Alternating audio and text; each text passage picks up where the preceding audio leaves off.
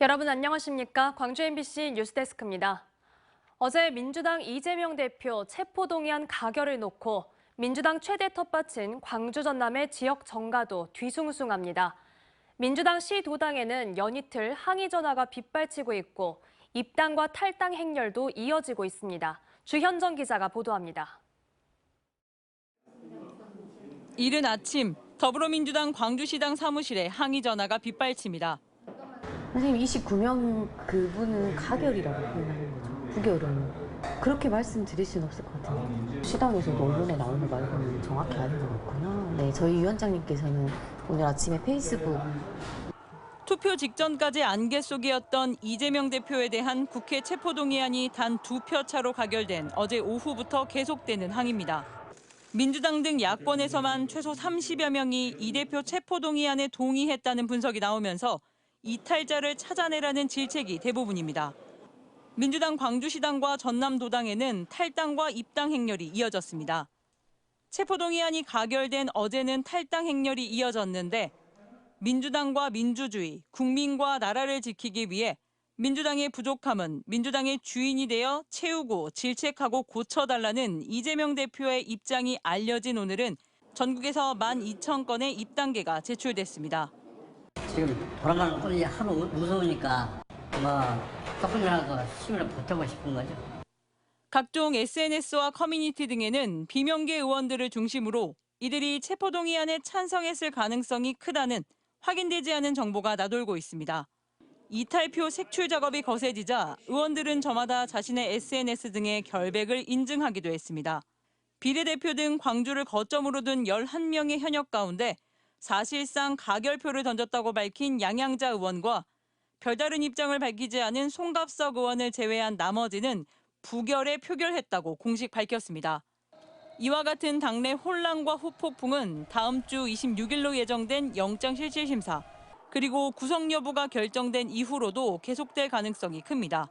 구속시킨다라고 하는 것은 굉장히 큰 정치적 부담을 정부하고 여당이 짊어져야 되는 부분이 분명히 있다라고 생각을 합니다. 당연히 야당 지지층, 특히 민주당 지지층 같은 경우에는 결집할 가능성이 굉장히 높고요.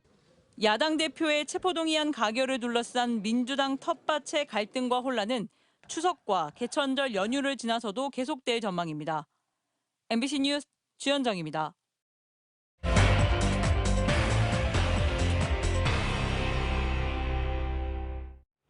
지어진 지 3년 된 신축 아파트 지하주차장 천장에서 떨어지는 물 때문에 차량들이 피해를 입었다는 주민 제보가 들어왔습니다. 9달째 하자 보수가 이루어지지 않고 있는데요. 건설사와 협력업체가 서로 책임 공방을 벌이고 있어 입주민들의 피해만 길어지고 있습니다. 한 걸음 더 천홍희 기자가 현장을 취재했습니다. 광주 남구의 한 아파트 지하 주차장입니다. 천장은 번진 물자국들로 얼룩덜룩해졌고 곳곳엔 하얀 비닐막들이 걸려 있습니다. 물이 새는 것을 막기 위해 건설사 측에서 임시로 설치한 겁니다.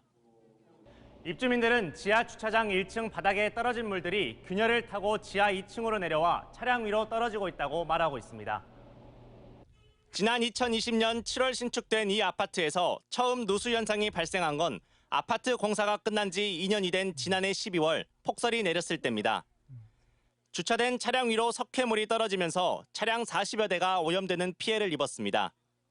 하얀 석회물들이, 세멘물들이, 시멘트물이 이렇게 떨어지는 상황이 발생하다 보니까 세차로는 해결이 안 되는 상황들이 많이 생긴 거죠. 문제는 입주민들이 이런 피해를 호소해도 상황이 나아지지 않고 있다는 점입니다. 처음 누수가 발생한 지 9개월이 지나도록 제대로 된 하자 보수 공사가 진행되지 않으면서 누수 피해는 최근까지도 계속되고 있습니다. 아파트 단지 안 도서관, 기계실 천장에서도 비가 오면 물이 뚝뚝 떨어졌습니다. 하절기 때 좀 비가 많이 왔지 않습니까? 보시다시피 이렇게 곰팡이가 많이 쓸고 좀 빨리 해야 되는데 이에 대해 해당 건설사 측은 협력업체가 하자의 책임을 인정하지 않고 있어 늦어지고 있을 뿐 하자 공사는 할 예정이라며 다른 신축 아파트와 비교해도 하자가 많이 발생한 편은 아니라고 해명했습니다. 협력업체가 경영상에 좀 어려움이 좀 있고요. 하자 인정 안 한 부분이 있기 때문에 우리 자체적으로 보증회사와 협의 진행 중에 있습니다. 건설사와 협력업체가 하자 보수의 책임 공방을 벌이는 사이 애꿎은 입주민들만 피해를 보고 있습니다. MBC 뉴스 천홍입니다. 오늘 새벽 전남 광양에서는 한 아파트 지하주차장에서 큰 불이 났습니다. 주민 60여 명이 연기를 마셔 병원으로 옮겨졌고 100명이 넘는 주민들이 대피했습니다. 강서영 기자입니다. 광양시 광양읍의 한 아파트 지하주차장. 온통 새까만 재로 뒤덮였고 승용차들은 원래 모습을 알아보기 힘들 정도로 심하게 탔습니다. 이곳에서 불이 시작된 건 오늘 새벽 1시 10분쯤. 화재 당시 CCTV 영상에는 소형 승용차에서 갑자기 불꽃이 번쩍 튀며 불길이 시작되는 모습이 포착됐습니다. 불길은 연기와 함께 빠르게 커졌고 인근 차량으로 옮겨붙습니다. 불이 확산되면서 연기는 주차장 밖으로 빠져나오기 시작합니다. 근데 연기가 밑에서부터 올라오고 있었어요. 이쪽에 내려가는 입구거든요. 불은 3시간여 만에 꺼졌지만 61명의 주민이 연기를 마셔 병원으로 이송됐고 130여 명이 인근 체육관 등지로 대피했습니다. 빨리 대피하라고. 아이 그러고 그냥 이거 챙기도 못하고 그냥 바로 그냥 나왔지 손자들랑. 주민들은 당시 상황이 그야말로 아수라장이었다고 설명합니다. 지금도 다리가 호들거리는데 너무 무서웠어요. 지금 불났는데 그 라인 옆 라인이어가지고 냄새 많이 나서 내려오니까 이제 사람도 엄청 많이 내려왔더라고요. 경찰은 불이 인근의 전기차로 옮겨 붙으면서 빠르게 확산됐을 가능성이 있다고 보고 있습니다. 이곳에서 시작된 불은 빠르게 번져나가 차량 10대를 모두 태우고 나서야 꺼졌습니다. 소방당국은 당시 주차장 전체가 짙은 연기로 뒤덮이면서 화재 진화에 어려움을 겪었다고 말했습니다. 화점도 처음에는 분간이 안 될 정도로 시야 확보가 안 된 그런 상황이었습니다. 그래서 저희 대원들이 열화상 카메라로 화점을 추적할 수밖에 없는 그런 상황이었습니다. 경찰은 국과수 감식을 통해 정확한 화재 원인을 밝혀낼 예정입니다. 또 화재 최초 신고가 차량 원격 제어 앱으로부터 차량 파손 알람을 받은 한 주민으로부터 이뤄진 점을 바탕으로 해당 아파트의 소방 설비 설치와 작동 여부 등도 조사할 예정입니다. MBC 뉴스 강서영입니다. 광양에서 중1 남학생이 체육 시간에 여교사를 폭행해 강제 전학 조치를 받았습니다.